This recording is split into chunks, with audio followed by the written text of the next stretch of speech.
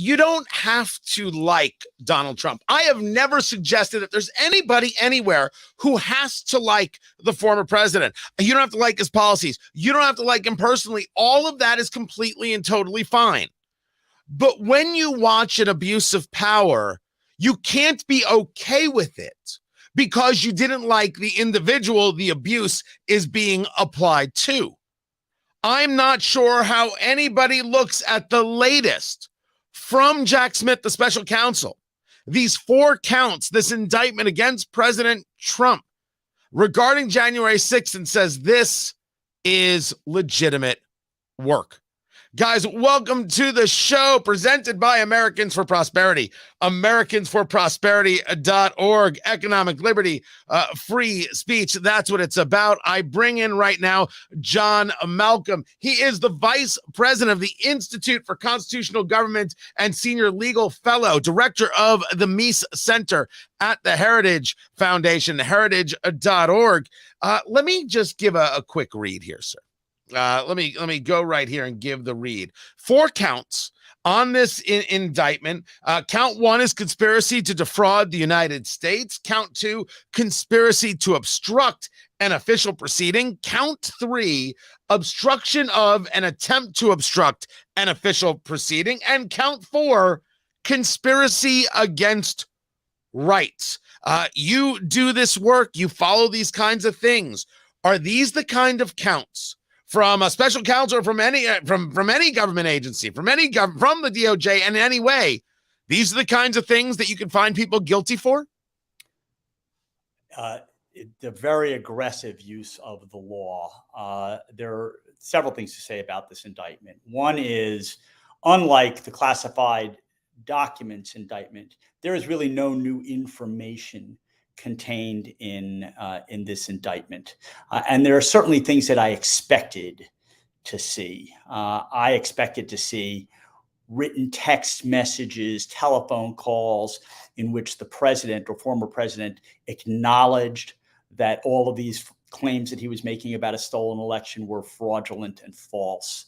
I expected to see texts, emails connecting him to the Oath Keepers and the Proud Boys and others who breached the Capitol on January 6, 2021 to try to stop the counting of the Electoral College votes.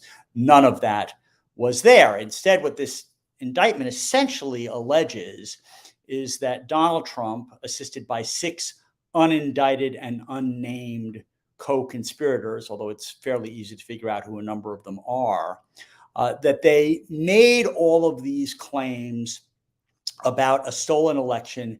They knew at the time they made those claims that they were false, and that they then concocted a very elaborate scheme to try to get Vice President Pence to reject the Biden electors and to persuade state legislators to submit a fake set of electors that supported Donald Trump. The indictment, I think, does 2 things well. One is it shows that there were a lot of people surrounding the president and in the various states who were telling Donald Trump that his claims about a stolen election were false.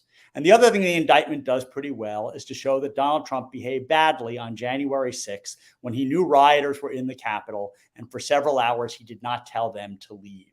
Right. However, so we can actually agree on that, and people will disagree on that, and that's fine because that's a very personal opinion. And correct. Certainly when you hear Jack Smith lay it out as he did in front of that press conference yesterday, he lays it out with the emotion. Here is some of that, sir. Good evening. Today, an indictment was unsealed, charging Donald J. Trump with conspiring to defraud the United States, conspiring to disenfranchise voters, and conspiring and attempting to obstruct an official proceeding. The indictment was issued by a grand jury of citizens here in the District of Columbia, and it sets forth the crimes charged in detail. I encourage everyone to read it in full.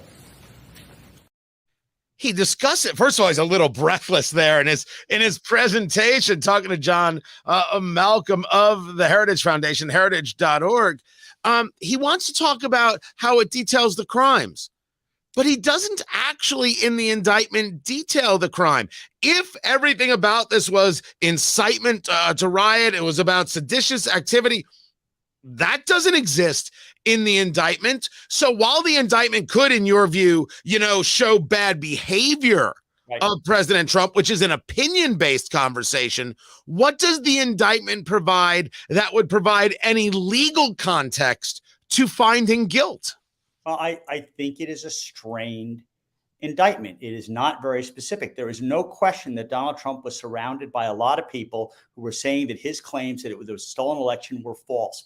But there's also no doubt that he was surrounded by a lot of people who were telling him that there was evidence that the election was stolen. They may have been wrong. He may have been misguided to believe them, but there is no reason to doubt the sincerity of his belief that the election had in fact been stolen. He also has a right, as the indictment actually says, to make claims about the election being stolen, to demand recounts, to file legal suits. And here he relied on the advice of a lot of lawyers. He may have gotten bad advice, but Donald Trump is not a lawyer, and he is entitled to rely on the advice of his attorneys. So I think that this is not only a relatively weak indictment, but it's very dangerous in that it treads on people's First Amendment rights to question the conduct of an election and the rights of people to rely on the advice of their counsel. This was Fox News yesterday. Andrew McCarthy, former assistant U.S. attorney, Southern District of New York, commenting here. I think, unfortunately, Brett, this is as weak as it was foretold to be.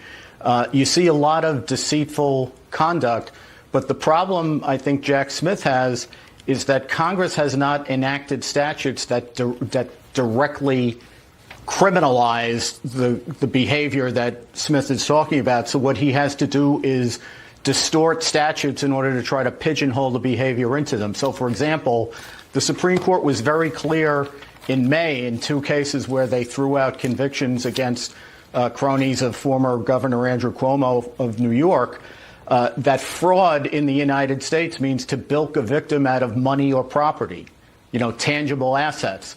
And that to the extent that, Congress has tried to expand that into this idea of, fraud that creates deceptive government practices, the statutes that are on the books now are vague, and otherwise Congress. He goes on, as many have, that this is, you referred to it as strained, sir, talking to John Malcolm of the Heritage Foundation, heritage.org, vice president of the Institute for Constitutional Government. Strained is certainly a kind way of saying this is political and not legal. So when you see an indictment like this come forward, do you say to yourself, well, it's the special counsel, well, they're entitled to try? Or do you look at this as a threat to the system and that the DOJ, the Department of Justice, is actually doing a disservice, not just to their own cause, but to the cause of the legal system at large? Yeah, I think that those dangers exist. I'm a former federal prosecutor, too. I agree with everything that Andy McCarthy just said. Look, there are some things that are clear crimes. I do think whether he's convicted or not remains to be seen, that the classified documents case is at least very specific about, conduct that was designed to destroy evidence, this, that, or the other, move evidence around to prevent a grand jury from getting it. None of that specificity is contained in this indictment. And this indictment really does threaten First Amendment rights for anybody who questions the outcome of an election or the election procedures that were used. There's all sorts of vague language about how Trump directed people to the Capitol, but nothing that suggests that he intended for them to go in to breach the Capitol or knew they were going to breach the Capitol or directed them to do that. It's all innuendo, and I think is a weak case. I wish they hadn't brought it. So the part of the weakness for me, I think for a lot of people, that this capper of, my goodness, what are we looking at here? Because I think that if you think you saw anger towards the DOJ, towards Merrick Garland, towards President Biden on this attack before from Trump supporters, I think you're about to see it in a much larger measure. I'm concerned about it, but I'm just discussing what I believe to be coming down the line. It's this idea of count 4 in the indictment, conspiracy against rights. Right. This was Van Jones on CNN. They went with him. They did, and you talk about embarrassment. I'll talk a little bit about some pride. I'm actually proud of Jack Smith. Count number four. Conspiracy against rights. What rights? What rights? The right to vote. The right to vote and have your vote count in this country. That's what this whole thing is about. And somebody stood up for that. We stand in very long lines in my community, by the way, to vote. We shed blood in this country to vote. And somebody tried to take that away. Just take it away. Because he didn't want to leave office. And somebody... Now, I ask the legal part of this. Right. Is this what's being alleged in the indictment, that Donald Trump took away people's right to vote? Is the conspiracy against rights? Have you ever seen that anywhere? Is that something that has a legal basis, or is this, to me, one of the great examples of political showmanship as opposed to realistic conversation? Well, conspiracy against rights is usually to prevent people from voting, or police brutality, depriving people of life, liberty, or property. Here, the theory is, and again, I think it's a very weak, in fact, a dangerous theory, that by perpetrating a fraud to try to overturn the election, he was seeking to effectively disenfranchise everybody who voted for Joe Biden. And I think this is dangerous. So if anybody comes forward and questions the outcome of an election or how an election was conducted, one could say, well, you're just trying to disenfranchise the people who voted for the person who was declared the winner. I think that will have a real chilling effect on people exercising their First Amendment rights. I think that's the part that people, when they read this, they have these series of thoughts, but in terms of a cohesive conversation, the one piece that comes out of this indictment is, I think, what you just said, sir, that you're left with this feeling that somehow, if I should ask a question, if I should say, well, wait a second, if I should engage a curiosity, even if I should engage a lawsuit, that from this indictment, if it were allowed, if somehow he is adjudicated guilty on that, it's to state the idea that we, the American people, don't get to question our government. It would seem to be a very backwards process from where the First Amendment is. Well, in fact, the indictment right at the beginning says, let's be clear, Americans have the right to question elections, and they have the right to demand recounts, and they have the right to file lawsuits. But it appears that what the indictment acknowledges with one hand, it takes away with the other. It will certainly have a chilling effect. And I think that the Trump legal team will certainly have defenses, serious defenses, that they're going to be able to assert, and no doubt will assert, to try to get this indictment dismissed. The lawyer, not the lawyer, I'm sorry, the judge in this case is a judge who has sentenced January 6th rioters to jail to longer prison sentences than even the prosecution was looking for. This is going to be a DC jury.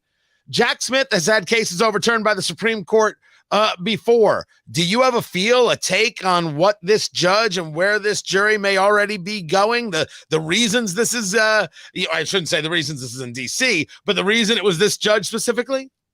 Well, I think the assignment was random, but that doesn't mean that the judge isn't going to be, that the Trump team isn't going to try to get the Judge Chutkan, recused from the matter and have a case assigned to another judge. They may also try to get the venue changed, saying that he can't get a fair trial before a DC jury. Those are arguments they'll make. They're tough to get granted, but they will no doubt assert them, and we'll see what the judge does. John Malcolm of the Heritage Foundation, heritage.org. I appreciate you taking the time to be with us, sir. You can learn more about Heritage Foundation at heritage.org. And I thank you for being a part of the show and what we're doing here. Don't forget to subscribe on Rumble, rumble.com/Tony Katz. Always appreciate it. Appreciate you guys being here so very much. Rumble.com/Tony Katz. I will catch you